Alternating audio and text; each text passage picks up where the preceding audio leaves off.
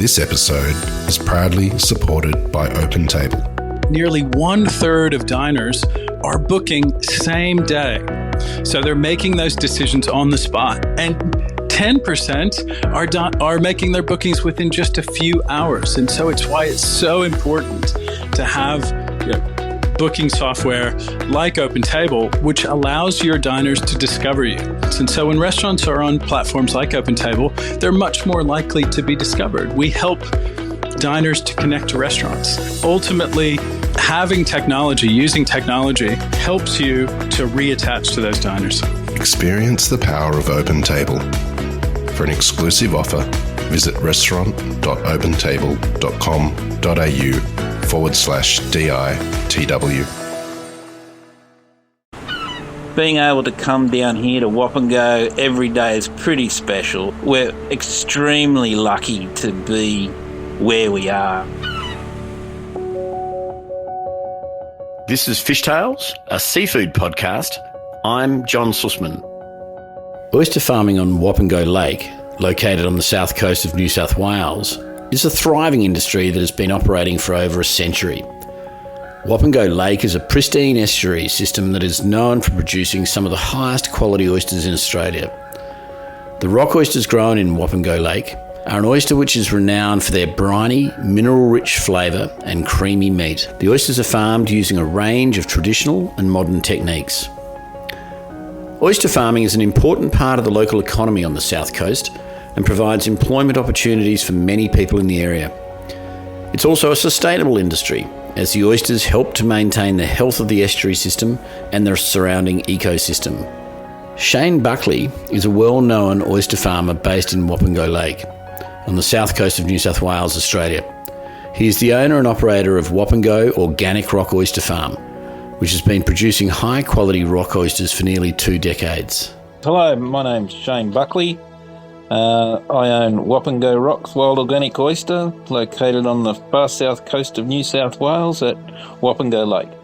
I first moved to Bermagui in the mid-90s, and fellow that I lived next door to, he had the Bermagui Co-op at the time, and I loved prawns and fish. I was never a real fan of oysters, going back from my grandfather pulling them out of a jar when I was a child and swallowing them with a snort. It was something that never really interested me. And so Joey next door, he made me have some oysters at Christmas one year, and I was hooked from then. It was Wapengo Lake that they were from, and just enjoyed them, as a consumer. And I'd spent 20 odd years in the job I was in, and I was an intensive care paramedic with the Ambulance Service of New South Wales, and it was hard work, a lot of on-call where we were when I was stationed in Bermagui, so we were pretty hard worked. So I was playing golf with a fellow, Donnie Ubrine, who was an oyster farmer down here at Wapengo, and he played lots of golf and drank beer and giggled all the time, and I said, Donnie, I need to do what you're doing. So I said, if a farm ever comes up, let me know, and I'll have a look, because I'd fished down here at Wapengo a fair bit, so I was familiar with the waterway. And anyway, a farm came up next door to Donnie, and I came down and had a chat with old Bob, who'd been farming here since the 70s, and he was looking to get out because he didn't want to have a legacy if something had happened to him. Meanwhile, Bob still lives here and still comes down and still works and still gives us a lip every day. And so, I ended up purchasing Bob's farm. It was mainly a stick and tray farm back then. And so began selling caught stick oysters. The unique environment of Wapengo Lake and its surrounding region is characterised by its diverse range of ecosystems and abundant wildlife. The area is a natural wonderland that provides a habitat for a variety of species and is a popular destination for visitors looking to experience the beauty and tranquility of Australia's south coast. Wapengo is one of those jewels of an estuary on the south coast down here. From about the border up to Wodonga Inlet, which is at Narooma, is probably the best water for Sydney rock oysters to grow in. It's a bit like the Golden Triangle for Sydney rocks. They grow a bit slower, so they're a little bit longer to come to market to a marketable size, but they're just deeper and richer in flavour. So Wapengo Lake it's a very small estuary. It's only about 7 kilometres long and about 2 kilometres wide at its most. Has one small catchment that comes off a mountain that runs through National Park. We can see our catchment. Mumbler Mountain is the mountain that supplies us with our fresh water, and it's a sacred site to the local Yuin people down here. And we get small amounts of inflow down that creek, down Wapengo Creek, but we're open to the ocean all the time. Apparently 120 years ago it closed for 3 days, but I haven't been able to get anyone to back that up yet. So we get a full tidal turnover twice a day, and it's quite shallow. So it's only like 3.5 metres at its deepest. So algal, the food that the oysters like to feed on, proliferates quite well in the waters here because of its shallow nature. It keeps the water stays quite warm and lets algae grow really well. So Wapengo's halfway between Bermagui and Tathra, and it's predominantly surrounded by national parks, so our waters are as good as you get. Yeah, we're classified as near pristine, and the only reason we're not classified as pristine is because of the oyster farming activities that occur on the lake. So we're pretty lucky. Our water's as good as you get. The Sydney rock oyster is a special and highly prized oyster species that is known for its unique flavour, texture and appearance. It's a true Australian delicacy and is sought after by seafood lovers around the world, and has of recent times enjoyed a renaissance of appreciation by local connoisseurs. I've eaten oysters from other parts of the world. I've eaten other species, which are all lovely, lovely oysters. But the Sydney rock oyster is so unique in its flavour. It's so beautifully rich and sweet and creamy that just makes them stand out from the other species as far as I'm concerned. Another thing I love about it is that it's endemic. You know, the oysters that we catch on our slats aren't necessarily just from the oysters that are being cultivated in the lake. There's far more wild population of oyster in the lake than there is them that being cultivated. So, you know, we're actually catching an endemic animal to this area, and I think that's pretty special. You know, it's not something that's been contrived. It's actually wild. And I think that is, you know, quite unique, and because not a lot of oyster farming communities are able to do that. I think New South Wales is pretty much the only, maybe some in New Zealand, but yeah, I think we're pretty much the only oyster industry that can generate its own product from wild catch. It's pretty cool, but the flavour is just sensational through the warmer times of the year, especially now coming up to Easter. They're just so sweet. They're just amazing. You don't need to do anything with them. You just eat them straight out of the shell. There was an event called Rootstock Festival, which was about wine and natural wines, and we were a part of the food scene at that festival for about 5 or 6 years, and I hadn't tried it before, but Monty Kaludrovic was there and he loved our oysters, but he was putting Tabasco on them. I'm going, what are you doing? He said, just try it. And it was the sweetness of the oyster with the zing of the Tabasco. It just lifted it to another level for me. I'd not done that before, and it was absolutely beautiful. I'm a bit of a purist when it comes to things like that, but yeah, that was most memorable for me. And another thing that I had never have thought of, we got tied up with a big whiskey scene, single malt whiskey scene, and ended up being tagging along with a company called Lefroy for a few years, getting around the traps with those guys doing whiskey and oyster pairings. And that was next level, like a smoky peated whiskey with a rich, creamy Sydney Rock oyster was just mind-blowing. It took it to another level again. So that was an incredible thing to do and great experience, which also has left my liquor cabinet looking quite healthy. The changes in oyster farming technology over the past 100 years has resulted in increased efficiencies, productivity and sustainability, while also improving the quality of the oysters produced. Shane Buckley has been at the forefront of adopting new technologies in oyster farming, always with an eye to maximising the quality, not the quantity, of his crop. The basic premise of what we do now is we don't have too much in the way of fixed infrastructure in the lake bed anymore.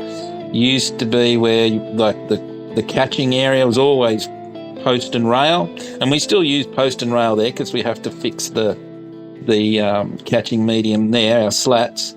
But nowadays, our grow-out infrastructure is suspended between two posts. We have floating infrastructure. So the floating infrastructure now moves with the tide and wind, and the old fixed infrastructure used to shade the bed of the lake. So now with the new gear we use, lets light get back to the lake bed. So all of the weed beds have regenerated back underneath our leases, underneath where we're growing the oysters. So we've actually allowed the lake to regenerate back to how it was before they were farming with fixed infrastructure. So we catch now on the slats, which is wonderful because they're infinitely reusable, and we put them out in February and then again in May, because that's the main spawning times for the oysters. Catch the oysters, bring them in off the lease at about 6 to 8 months after catching, strip them off the slats and put them into tumblers. A tumbler is like a bag or a basket that's got floats on it attached to a fixed line, and they rotate around as the tide comes in and out, which allows the oyster to shape up into a nice deep cup.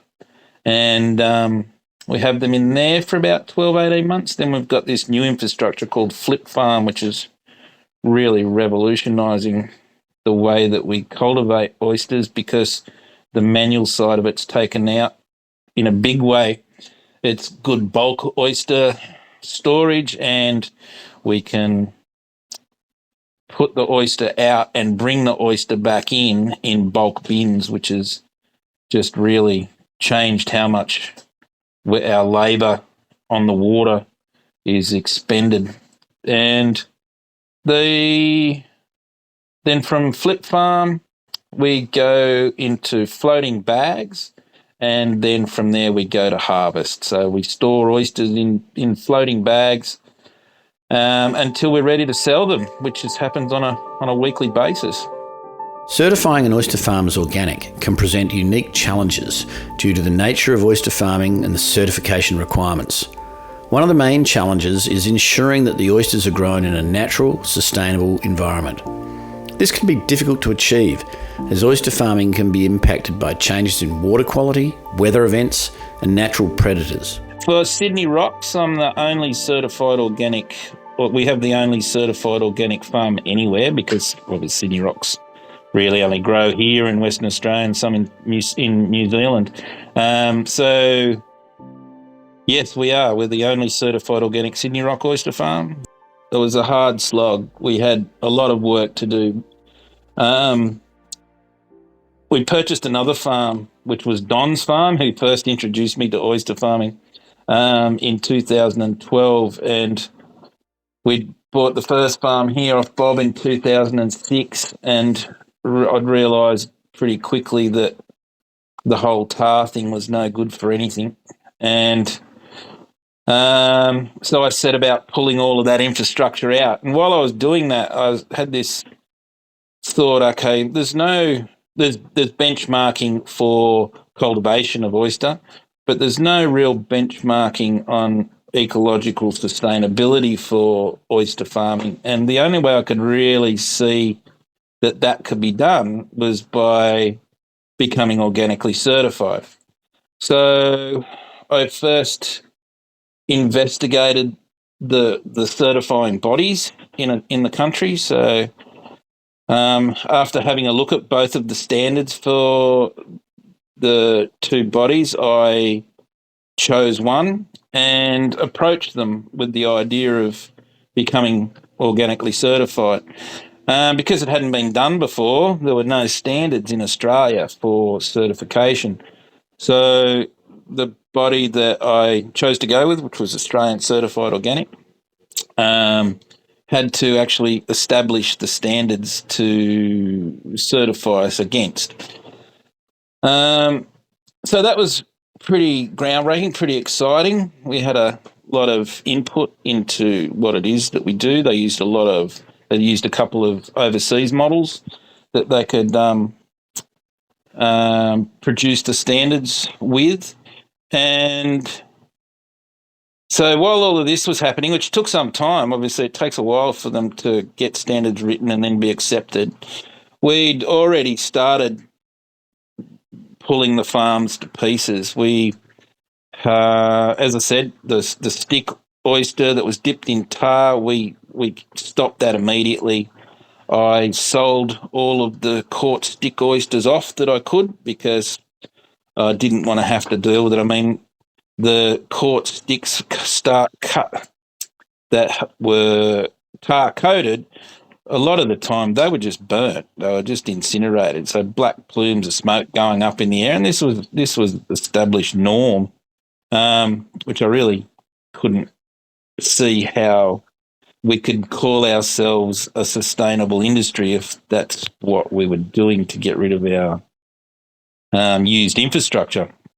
So set about getting rid of all of that gear, had started to implement a small amount of catching material to move over into single seed oyster.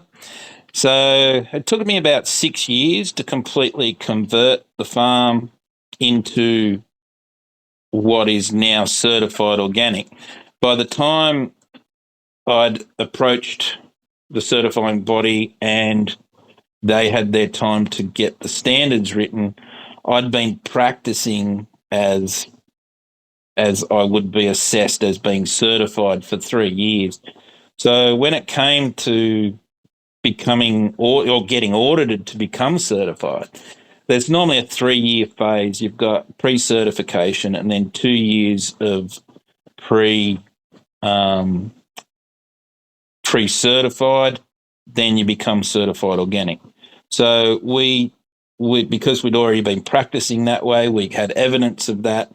The body said, okay, we need you to go through 1 year of full pre-cert, then we will audit you again, and if everything's done, you can have 1 year. So we went from what we were expecting to have a 3-year lead up to certification to being certified only after 1 year. So that was pretty exciting. But there was a lot of work. We had 30 acres of water that was filled with post and rail with treated pine and tarred dip materials. So fortunately, back in the day, local land services were offering assistance to farmers that were, getting rid of old infrastructure, moving into more modern infrastructure. So we applied for a number of grants and got dollar for dollar grants to help remove that infrastructure and then also to dispose of it in a manner that wasn't burning. A lot of tip fees, and unfortunately went to landfill.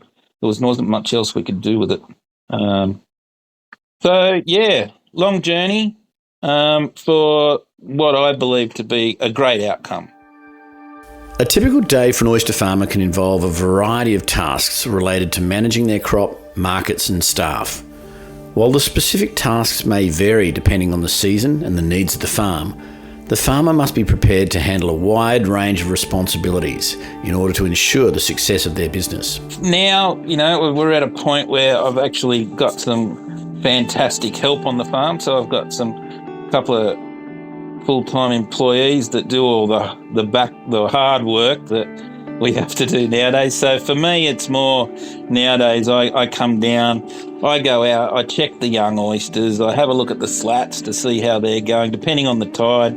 It's because I'm fortunate enough to have water in leases from the very back end of the estuary right down to the very mouth of the estuary. So I'm able to utilise the lake in a number of different ways for growing different age oysters and then for fattening. So I get out and about and check all of the leases, check what's happening with the oysters in the bags, have a look at the growth rates, work out what it is that we need to do. I mean, there's nothing better than sitting on the side of the boat, because our boats are open-sided boats. We don't have gunnel. And sitting on the side of the boat, the morning like today, I'm looking out there, the water is just not a ripple on it. It's a mirror. Open up a bag, you've got the knife in one hand, grab an oyster out, pop the lid, and it's just as fresh as you get, nice and crisp and clean. So, yeah, it's pretty special for me. It's been 17 years that I've been at it now, which is only a short period in the big scheme of things, but to look out from now, I'm looking out of the office through the mangroves at our leases, and it's just it's a great thing. I spend a lot of time with the customers. I talk to the customers a lot. There's a lot of relationship building and continuation of relationship. I've got a couple of awesome people, in Sydney and Melbourne that we're always chatting about what's happening with the oysters, and so yeah, a lot of time on the phone, a lot of time planning, a lot of time refining the systems that we have in place nowadays, because it's so different and it's ever changing, because the infrastructure is new, the infrastructure that we've got, we're starting to learn how to maximise. So yeah, heaps of planning. Because we've always got 4 years of crop in the water, so there's a lot to look at. There's a lot to manage. So, yeah, I'm now a bit more of a desk jockey than I used to be, but always peeking over the shoulders of the guys to see what they're up to. Moving oysters around the estuary is an important practice for oyster farmers, as it allows them to manage the growth and conditioning of their oysters throughout the year. By carefully managing the location and conditions of their crop, farmers can help to ensure that their oysters are healthy, flavourful and market ready. We've kept a lot of data over the years, and yes, it is. It's about moving the oysters around, and at particular times of the year, areas are beneficial for different aged oysters. So we're lucky enough to have our infrastructure, because we use three types of infrastructure. We're lucky to have that in the back of the lake, the middle of the lake, and the front of the lake. So at one time, the warmer water time of the year, like through now until say July, we have the young oysters just going off its nut. It's growing so much. So we move it around to make sure it stays within a really good food zone. And then whilst we're harvesting, which we created, there's a season, we created a season, because I don't like selling oysters when they're lean. A lot of people like lean oysters, but for us, our product is a plump, fat oyster. So, yeah, we chased that around the lake as well, different times of the year, like through the cooler times of our season. We put the oysters further down near the front because the water at the back of the lake's a lot cooler than the oceanic water coming in, so there's more food in that water. So, yes, we do. We move the oysters around the lake all the time, which, when your crops are getting bigger, it's a fairly arduous thing to do because there's a lot of oyster to handle and a lot of oyster to move. When an oyster's young, you're handling it a lot because it's growing so rapidly, especially through the warmer months. So you might be handling them once every 6 weeks during the first 12 months of the oysters being off the slat. And then once they get a bit bigger, you're not handling them as much because they slow down a bit. The oysters, once we get them into flip farm, we're thinning them because it all depends on your stocking densities in the infrastructure that you're using. So if we have our stocking densities right, then we're handling them about once every 4 months, and the same with bags. So over the time, because we generally sell at about 4 years of age, between 4 and 5. So yeah, you're looking at a fair bit. As I say, I'm not that keen on finding out exactly.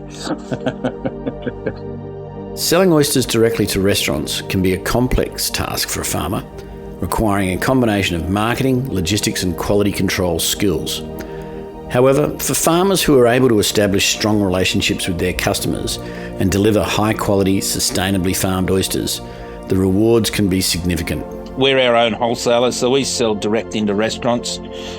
I don't allow our brand to be handled by too many people because there's too much opportunity for us not to be realised for what it is that we are. So when we sell direct into restaurants, they come to us now because our name is out there. People recognise us for the quality and the sustainability of our business. So the customers absolutely love it now. When I was first, canvassing, because there was a lot of legwork getting around, a lot of getting the good food guide and going to a number of restaurants and eating there, and which was great, and having a chat with the restaurateur and, see if they wanted to buy direct from the farm. There was a lot of, initially, some scepticism about being certified organic. But once they understand what's happened and the process and the way we husband our oysters and what it is that they receive after they've placed their orders, it's they love it. They love what we've done. It's actually absolutely lovely to have these relationships now. There is so much movement towards provenance of product nowadays that I guess we got into that scene when it was first blossoming, and now it's absolutely what they're looking for. The people are looking for that story. People are looking for that understanding of where their product has come from, why it is what is it is as good as it is, and its availability. So yeah, look, it's absolutely amazing now, the appreciation that we get for doing what we do in a great way. Winning awards at Sydney Royal Show Aquaculture Competition and other shows can have significant benefits for an oyster farmer like Shane Buckley, as it can help to boost their reputation, attract new customers and build relationships in the industry. It is a testament to their commitment to producing high-quality, sustainable oysters and can serve as a source of pride and motivation for the team of Wapengo Rock Organic Oysters. I think we're at 53 medals from 53 entries into the Royal Sydney Show. Number of Australian food industry awards, the Delicious Award.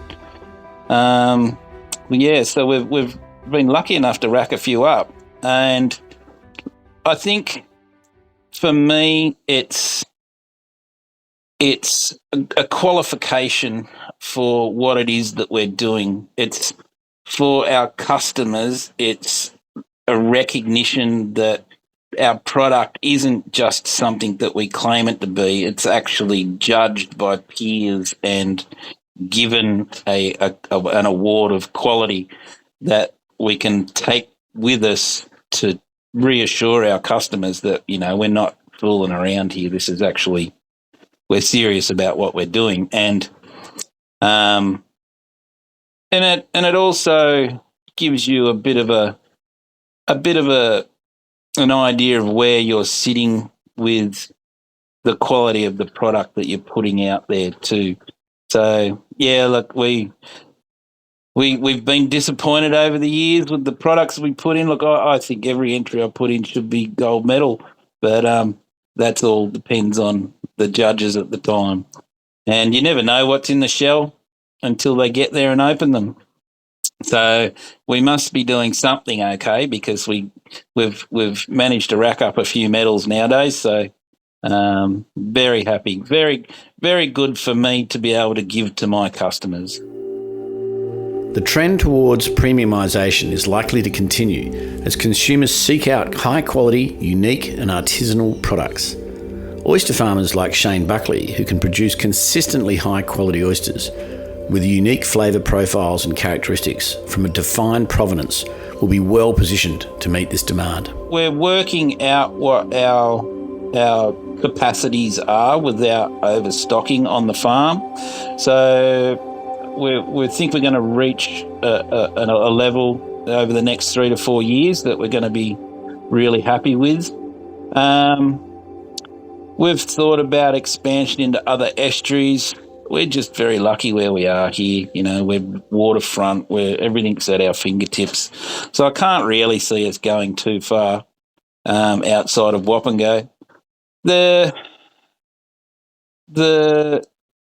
industry is so strong and so well regarded now that I can't see getting out of it in a hurry, because there's so much we have to offer moving forward with our product. If we can offer more of it to people, well, then I think that's what the future is in hold for us, is getting a bit more stock out there, making sure that we're up to date with all of the technology and infrastructure changes that are out there to make it more efficient. And look, if someone come along with a big enough bucket of money, I might be getting close to retirement. For oyster farmers operating in a pristine environment like the south coast of New South Wales, there is a sense of joy and fulfilment that comes from working in harmony with nature, producing high quality and sustainable food, and being part of a vibrant and supportive community. No wonder Shane loves his job. Look, it's the environment. The environment that I live in Bermagui. I drive with the sunset over the ocean, down along a number of beaches. I come over a range and drop down into the little valley that Wapengo is in, and the sun's rising in my eyes as I come along the lake edge. There's spider webs in all of the fences, glistening, and then I turn into the farm and there we are, waterfront. The guys are here and they love it. They're just beaming. So being able to come down here to Wapengo every day is pretty special, and we're extremely lucky to be where we are. I mean, it's just such a beautiful place and such a beautiful environment. It's just gold. It's going to be a sad day to not be coming down here every morning, and then return trip is beautiful in the afternoons. You pull in at the beach at Cuttagee and watch the dolphins play on the way home. Yeah, look, it doesn't get much better, John. I really don't know that. I don't know that too many people are as lucky as this.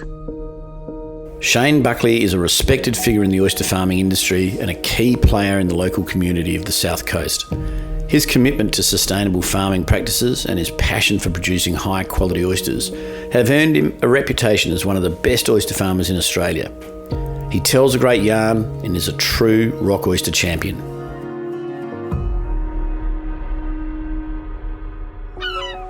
This is Fishtales, a seafood podcast. A Deep in the Weeds production. I'm John Susman. Follow us on Instagram at Fishtales Seafood Podcast or email us at fishtalespodcast@deepintheweeds.com.au. Stay tuned for more tales from beneath the surface of the seafood world every Friday on your podcast app.